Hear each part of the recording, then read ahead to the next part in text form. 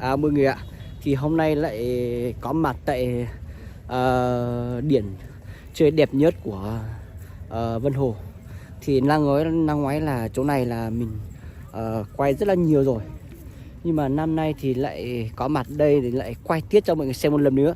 Thì Tết này là mình không phải quay chỗ này mà mình lại đi quay rất nhiều chỗ, và mình sẽ đi vào vùng xa để quay thật nhiều video cho mọi người cùng được biết là cái Tết cổ truyền ở người Mông ở Vùng Cao nó như nào.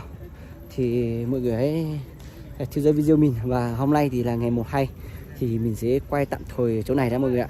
Thì tí mình sẽ lên trên rừng thông này để quay gái trên này cho mọi người xem.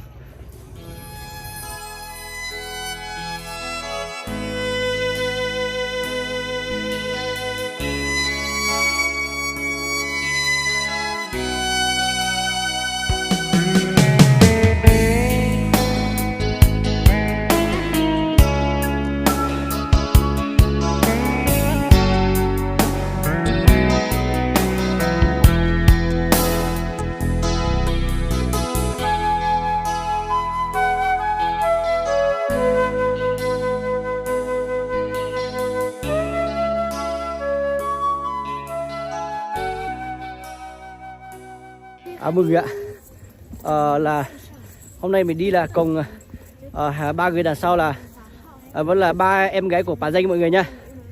Và hôm nay thì chắc là bà Danh đi cùng người yêu của bà Danh rồi, thì mình sẽ đi cùng ba anh gái của bà Danh.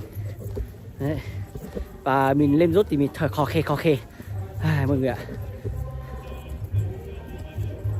Hiện tại là mình sẽ lên trên gọi là rừng thông, mà đi là đi bộ thôi mọi người ạ.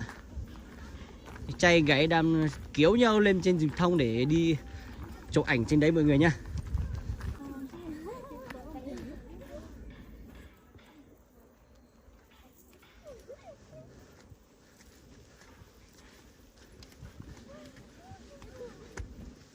Mệt lắm đấy. Đi trên này là toát hết mồ hôi mọi người ạ.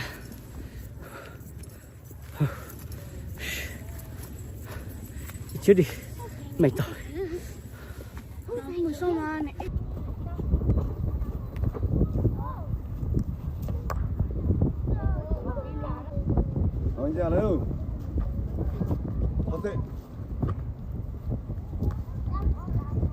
Toàn mình. Mọi người ơi, thì hôm nay là ngày mùng 2 thì tôi lên trên này là nó không có người mọi người ạ. Chắc là phải 1:56 lên là mới có người mọi người nhá. Thì chắc là tôi sẽ kết thúc đoạn video để tôi quay lại về nhà để chờ những ngày vui tôi sẽ lại quay tiếp cho mọi người xem nhé. Và tôi sẽ đi nhiều vòng để quay, không phải là chỗ này mọi người ạ.